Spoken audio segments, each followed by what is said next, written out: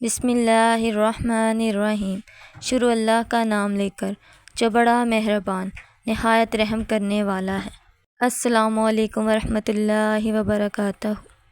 حضرت ابو شریح ادوی سے روایت ہے کہ میں نے اپنے کانوں سے رسول اللہ صلی اللہ علیہ وآلہ وسلم کا یہ ارشاد سنا، اور جس وقت آپ صلی اللہ علیہ وآلہ وسلم یہ فرما رہے تھے، اس وقت میری آنکھیں آپ صلی اللہ علیہ وآلہ وسلم کو دیکھ رہی تھیں۔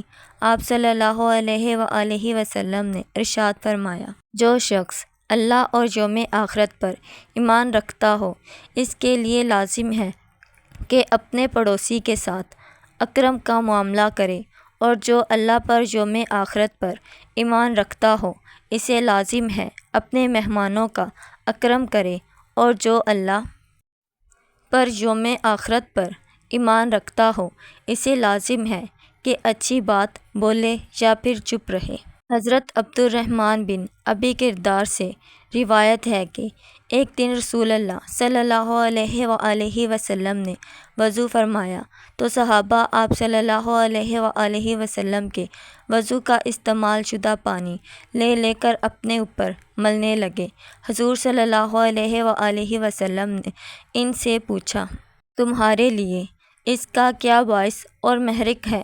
انہوں نے عرض کیا کہ بس اللہ اور اس کے رسول صلی اللہ علیہ وآلہ وسلم کی محبت۔ آپ صلی اللہ علیہ وآلہ وسلم نے ارشاد فرمایا کہ جس کی یہ خوشی اور چاہت ہو کہ اس کو اللہ اور رسول کی محبت نصیب ہو، یا اس سے اللہ اور رسول کو محبت ہو، تو اسے چاہیے کہ وہ ان تین باتوں کا اہتمام کرے۔